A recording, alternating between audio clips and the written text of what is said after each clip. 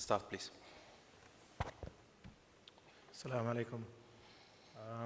This is a paper we did in London Health Institute in Ontario, Canada. I did it with Dr. Chris Bailey. It's pending for publication. It is about comparing the outcome between back pain dominant and leg pain dominant and fusion surgery for adult isthmic spondylolisthesis. As you know, the lytic spondylolisthesis is caused by a defect or fracture of the bars interarticularis.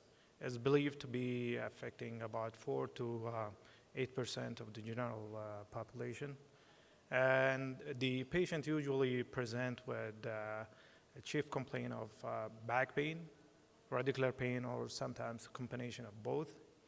A large percentage of those patients, they do respond to conservative management. It is the surgeons believe that those patients who present with radicular pain will do better after surgeries in comparison to those who present with mainly back pain, especially with patients with lumbar disc or degenerative spondylolisthesis or lumbar canal stenosis. But we don't know exactly if isthmic spondylolisthesis or lytic spondylolisthesis will behave the same. It is believed that because of the structural abnormality in those patients, if we correct it, their back pain will get better. And to our knowledge, this is the first review in the literature to compare the clinical outcome in these patient group. So we did review the Canadian Spine Registry. Those patients with diagnosed with isthmic spondylolisthesis were included. We had certain inclusion and exclusion criteria. Inclusions includes it should be adult, 18 years old or more. They have at least 1 year follow-up. Their chief complaint is divided into either low back pain or radicular pain. And they should have preoperative and postoperative outcome measures, and those only operated posteriorly. And those who are excluded were only the deformity patients, the one who underwent anterior fusions, and those who underwent revision surgery.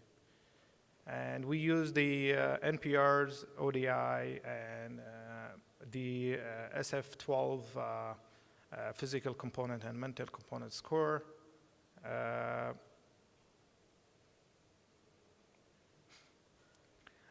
Patients were classified into either radicular pain group or the low back pain group according to their chief complaint. The chief complaint is usually determined by the treating surgeon at the time of enrollment.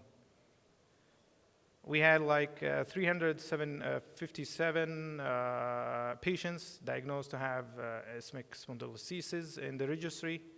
Out of those numbers, only 136 patients were included according to the inclusion and exclusion criteria.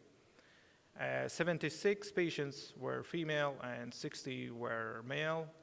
87 had predominant radicular pain, and 49 had predominant low back pain.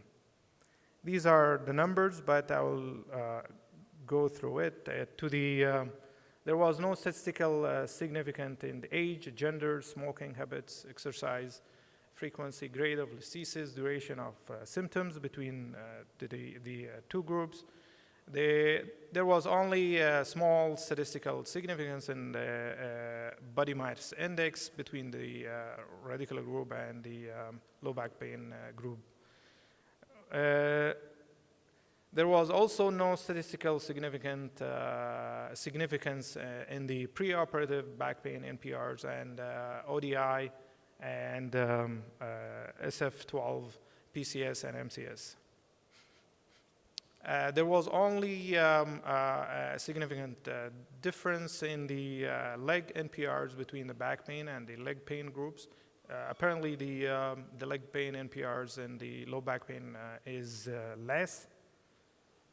There was all the patients included either were followed either 1 year to 2 years, and at 1 year the data was available for about 78% of the patients. So there was no statistical significance in the type of surgery, open versus MIS, number of fixation level, the length of surgery, intraoperative blood loss between the two groups. There was